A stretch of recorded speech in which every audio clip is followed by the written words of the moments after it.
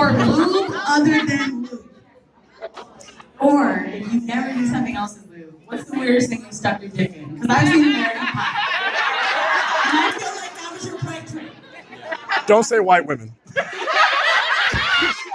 On April 27th, 2020, Netflix released a new series called Never Have I Ever, a coming-of-age teen dramedy following an Indian-American high school student trying to navigate life as a sophomore and also trying to establish an identity amidst puberty and culture clash.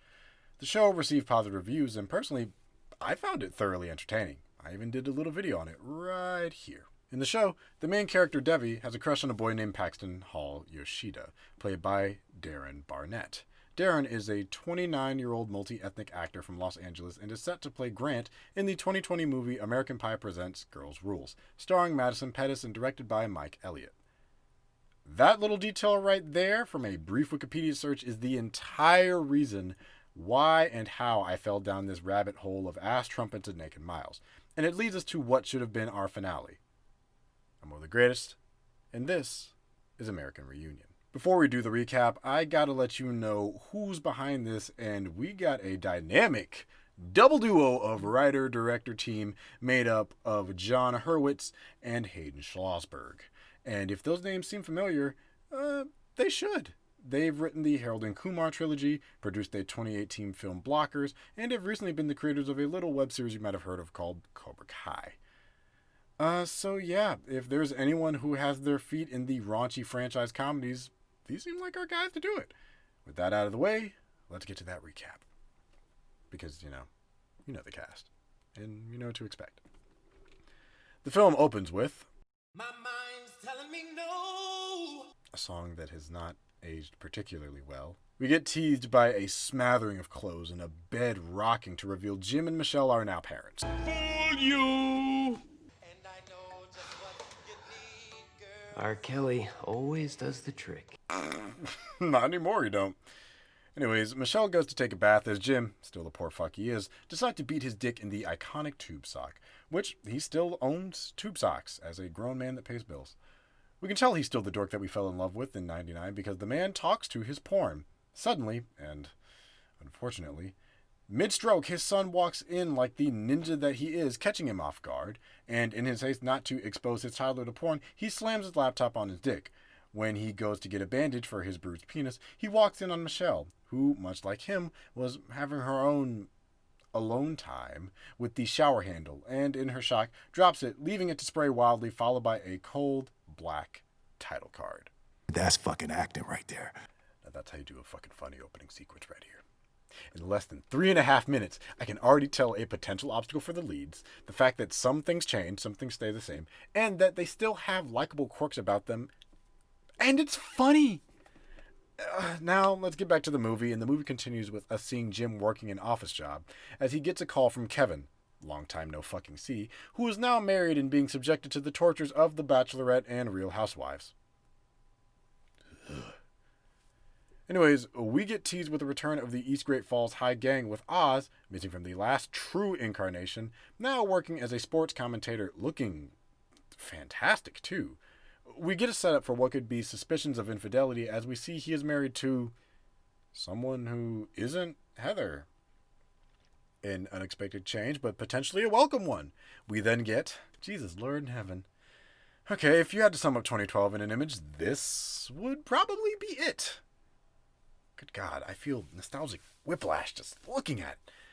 Anyways, Oz seems to like his life, and he seems happy, but he still feels a little unfulfilled, and after an interesting interaction with an interior decorator, we catch up with the original, the prototype, the pseudo-antagonist himself, Steve Stifler, now in corporate. And I will say, I like the fact that they play off his iconic classic one-take shots, going from a house party to a corporate office, to reintroduce to the viewer that he's changed, but he's also kind of maintained in a lot of ways as well. And it turns out he's a temp to some shaggy-haired Fallout Boy reject, though it is nice to see someone put Steve in his place after all these years. Enemy of my enemy. So Jim and Michelle head back to the iconic Levinstein home, as we see veteran franchise strongman Noah Levinstein back because you can't have the reunion without him.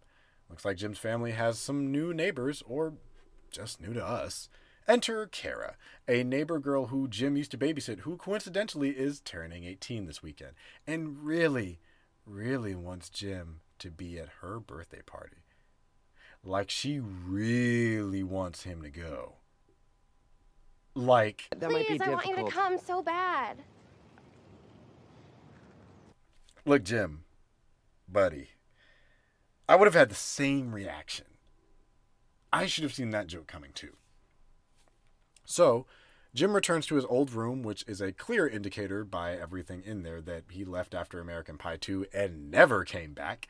And thanks to dialogue, we find out his mom has been dead for 3 years, which makes me kind of sad for a character I didn't particularly care for. But that also implies that she died between Book of Love and this, which makes his speech in that movie even heavier. Whew. But don't worry, the actual actress Molly Cheek is fine. She actually retired from acting in 2012, which may explain why she's absent from the film. Anyways, Kevin, Oz, and Jim, God, it's amazingly refreshing and nice just to see them all together again. They meet up as we get the return of the one, the only, the tantric legend himself, Finch. The four are catching up as we're introduced to Selena, played by Dania Ramirez, who has enough charm to her right off the bat.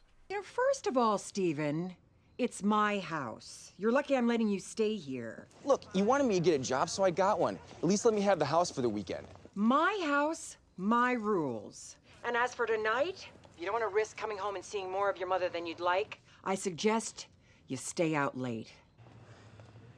This is the most dialogue she's had in 3 movies. Holy shit. So anyways, the Spawn, Stifler himself, stumbles upon our boys at the bar as they lie about inviting him. Nice scarf. I see you finally came out of the closet. How is your mother, Stifler? Short shorts. Ronnie Jaeger bombs for me and my boys. Go fuck yourself, Stifler.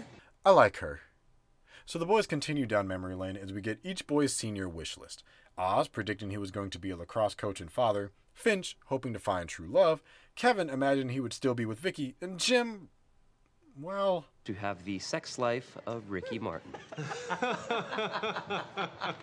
So I'm assuming you didn't know he was gay back then. Jim, it's a good thing you found a woman with the sex drive of a dozen groupies. I mean, you're probably having more sex than any of us. Suffice to say, those dreams stay dreams. Stifler returns with some more drinks, encouraging the gang to keep the party going, and go it does, as Jim wakes up on the floor of his parents' kitchen just in time for Michelle and Selena to return. Plot twist, Jim has no pants, and in his speed of trying to cover his shame, hides his dick behind a glass cooking lid. And that, kids, is the story of how I saw Jason Biggs' penis. Moving on. We cut to the beach where everyone is trying to enjoy some fun in the sun. Also, I'm pretty sure Stifler just sexually harassed some strangers.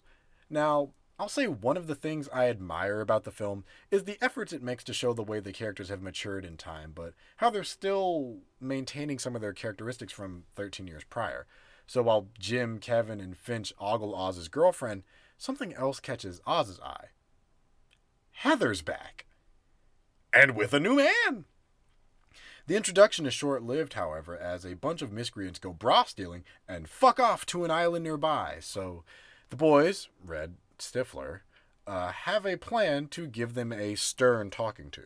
All he's gonna do is tell them off. I thought he was gonna cut their jet skis free.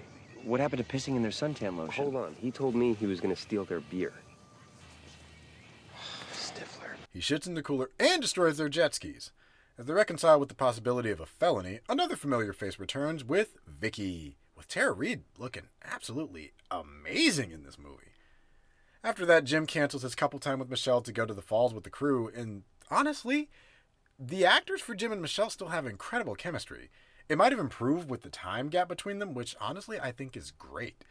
And so when Jim gets to the falls, it looks like they may not be alone for the evening.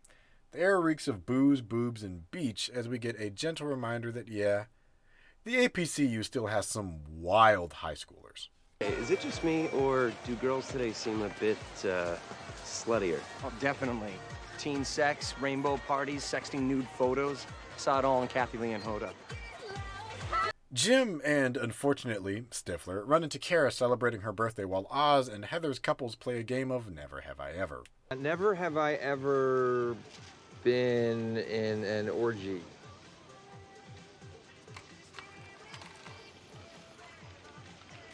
They were really nice guys. Ma'am, that's a train. All right, let's get this out of the way. +2 is a threesome. +3 is a train. +4 is a gang. +5 or mixed genders is an orgy. Meanwhile, it's looking like Finch and Selena are hitting it off while Kevin and Vicky play a little bit of catch-up. Sorry, we should all hang out together. Why don't we all, Stifler, just Be her daddy. What the fuck? Stifler? What the fuck was that? Alright, so there's a lot of jumping on this beach scene that we can address later, but just watch the movie. Anyways, Jim ends up taking a drunken Kara back to her house. En route, she divulges that she had a crush on him and wants Jim to be her first. The whole scene goes off kind of how you would expect, but I respect Jim for trying to assert some of his boundaries and not giving into his horny man brain. Although, in the process, he nearly crashes and Kara knocks out, which gives us the return of the eponymous, the legendary John the MILF Man, now with mustache. So now Jim has a dilemma on his hands. He has a naked, passed-out teenage girl in his car that he has to get back to her home without her parents noticing. He decides to call the gang, sans Kevin, to distract her parents while he finds a way to get her back to her room. What's the worst that could happen? You were such a good dancer. I felt so bad when you got voted off. Thank you. But I have to say you're much sexier in person. Whoa. Hey. Calm down there, Susan. Okay, I'm just saying. Dude, she wants to fuck you big time, dude. You gotta hit that. No fucking way. Do it for Jim, dude. Don't be selfish.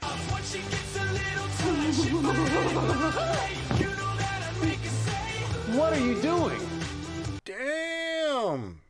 Susan kind of bad. Anyways, they start to be able to pull it off. Dad doesn't catch them, Mom doesn't catch them, but boyfriend on the way there, on the other hand, does. And Jim sadly makes it home just in time to knock out on his bed. We also finally catch up with Kevin, who wakes up in bed with Vicky. Oof. And we also get a reveal as to what happened between Heather and Oz, with it being revealed that the long distance of them going into different careers means they just couldn't find a compromise. Jim and Noah start to discuss Dad moving on and potentially finding a new lease on love since the passing of his wife. What culminates is the two setting up an online dating profile and trying to get Dad hip and with it. As a resolution, they invite him to Stifler's reunion party, which isn't as expected, and we get this lovely revelation. What have you cocksmokers been up to? Well, we just got engaged. Yeah. What? That's so fucking gay. Yeah, Stifler. We are gay. Yeah, half the lacrosse team was gay. You must have known that, right? Dude, you walked in on Doug and Barry in the shower. I just thought they were wrestling. That's so fucking funny. Holy shit. So, everyone's doing well. Things are going well. Stifler is, of course, bothered and decides to get Papa Levenstein saucy wasted, taking him back to his college days of Olympiads and Naked Miles, I imagine. This ends with Noah walking in and hanging out with Mama Stifler. The guests inside decide to watch over a copy of Oz's dance competition that Dr. Ron brought, and just... Maybe if we just danced a little bit more, there would be no more wars. The strength of the laugh this gave me while watching could be felt by God himself. So Oz runs off and Heather goes to console him, with Oz admitting he still has some regrets and further feelings about their relationship ending the way it did. Stifler, all the meanwhile, gets put to work doing the bare fucking minimum for an old hookup who had some weight pickup over time. You know, it happens between college and life. I'll get you off. You get me off. What do you say? Fine. But I am putting you to work. Oh, shit. Show time. Kevin learns that he didn't sleep with Vicky, but he's kind of a dick about the execution. Heather and Mia get into a fight, sort of, after Mia kind of molests Oz, And Stifler gets the reverse treatment done on him, and I don't feel a lick bad about it. Dude's probably left hundreds of women unsatisfied and gets bent out of shape over the one time he gets the same energy fired back at him.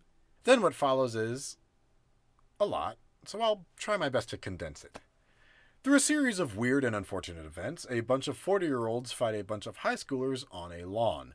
The entire evening goes to total shit for everyone, and honestly, it gives me one of my favorite and most needed moments. What about you guys? You don't call me? You don't email? You don't comment on my Facebook page? I mean, fuck, you guys didn't let me know you're coming back for the reunion. Because we knew somehow you would find a way to screw things up. Oh, I'm sorry, Jim. I wanted us to have a fucking fun time this weekend like we did in high school. Yeah, but we're not in high school anymore. You are so trapped in the past, Stifler. When are you going to realize that things will never be the way they used to be? God, what a delicious kick in the teeth of reality for Stifler. So we get Jim and his dad having another great bonding moment where Jim tries to figure out what to do with Michelle, as well as adapting to life with a child. But it's very important not to stop being a husband and a wife. And if you do that, the sex will come. That actually makes a lot of sense. This is such a good fucking message. The core takeaway I get from that moment is how it's important for when people are experiencing significant life transitions that they not lose sight of their own individuality and identity. And I think that's part of why Jim has been spending so much time rekindling those friendships from his youth. They bring him back to a more nostalgic time, sure, but they also take him back to a time where he had an opportunity to have more of an identity of self before having to wear the hats of Jim the husband and Jim the father. He was just a dorky dancing, laid-back, perverted Jim. So, cutting back to the movie, we finally get to the titular reunion with Jim and the boys meeting back at the classic East Great Falls High. We also get an explanation as to what happened with Finch. If you suspected he was lying, you'd be correct. Turned out he's just a Staples assistant manager in Jersey. They assure him that really it's no big deal and it's okay to live a life that's just okay. They acknowledge that, unfortunately, as much as they try and deride Stifler, he kind of had a massive impact on the boys' formative years and a massive influence as well. See, now, usually, I would buy that forgiveness if it wasn't for the fact that I remember Stifler tricking Finch with the laxative powder in his coffee, or the fact that the entirety of American Wedding, he was just a monster, hell-bent on fucking Michelle's sister, and that he essentially ruined Jim's initial wedding plans. Or hell, even in this movie, where he was sexually harassing strangers and continuously trying to fuck Jim's barely legal neighbor and her friends in an obviously weird, predatory, and downright creepy manner. So no, the character may have forgiven him, but I don't. Fuck Stifler. Moving on, Stifler has a total dude bro moment where he stands up to his boss in a scene that I'm sure is cathartic for some former high school football or lacrosse player out there. Then the boys make their way back to the reunion. We get Chris reconciling and deciding to be with Heather. Stifler makes peace with his former lax bros, and he gets to be their wedding planner, which, I guess, technically he had the experience for, and then Finch and Selena make amends. All right, let's just get this out of the way. I'm a lesbian now, and this is my girlfriend. This is Ingrid. Oh, fuck yeah, Jessica's back. Good to meet you. Hi, nice to meet you too. Lesbians? I knew it. Why don't you guys make out and prove it? You must be Stifler. Heard a lot about you. Oh. Mostly negative. Cool, dude. What the fuck? Anyways, Kevin and Vicky make up, and he introduces her to his wife, Ellie, truly showing that he's moved on. Michelle shows up to the reunion and again has a great romantic moment with Jim. Everything's pretty good for everyone. And then... This Shermanator? What the fuck have you been up to? Married, had a kid, and divorced. Oh. Well, he was the guidance counselor. The Shermanator's back. And Stifler actually decides to be kind to someone and help Shermanator get laid with old girl Lepstein from earlier. And in what can only be described as entertaining karmic revenge, Stifler meets Finch's mom. His exceedingly attractive mom. I'm Rachel. What? What is it? I just got this feeling like something really bad's about to happen. Don't worry. I'll be as quiet as a church mouse. So people start getting ready to fuck. Nadia shows up. Stifler fucks Finch's mom, the MILF boys make up, Jim and Kara talk it out, and things seem overall pretty cool. And the movie fades out on the boys enjoying some hot dogs and looking forward towards the future. Oh, and Stifler's mom hooks up with Jim's dad, so closure on that, I guess.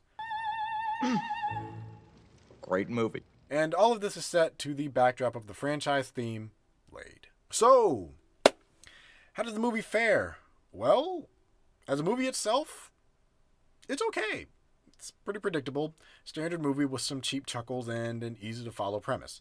Also, it's a sequel, so probably not the best place to hop into a franchise as a standalone. Now, going forward, how does it fare as a member of the APCU? It's such a breath of fresh fucking air, and it was so needed after 4 low-budget, loosely tied spin-offs. I mean, the acting works. It feels great to just see everybody, well, about everyone, from the cast of the original return, including Oz, which rectifies a major problem that I had with American Wedding. Like, since I have been doing this retrospective, it's interesting to think how long these characters have stayed with me, that in a few weeks, I got excited to see them return for this movie. As far as negatives are concerned, I mean, like I said, it's a pretty predictable plot for a movie, but I also don't think that's what the film is focused on. I think Kevin could have gotten a little bit more attention for his character's dilemma. Also, the lack of fulfilling arc for Stifler is just a major missed opportunity, which the movie only half attempts to do anything with.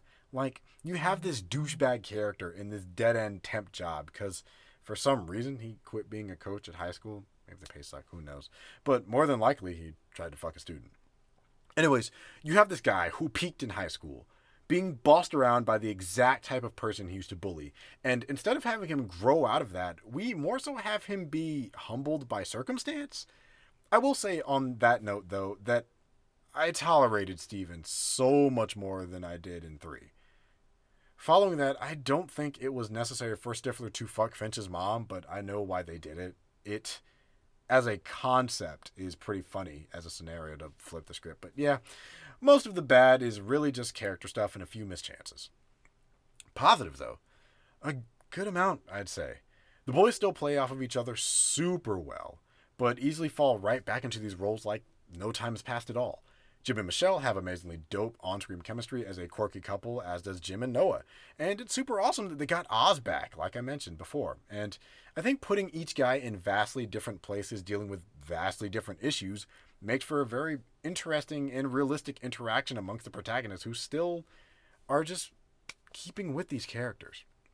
Finch still being insecure about his place in life, Oz feeling unfulfilled romantically, Kevin still grappling with his past emotions, Stifler still trying to find his place in a world that just doesn't reward the type of person that he is, and then Jim, who just wants to find himself according to others' expectations.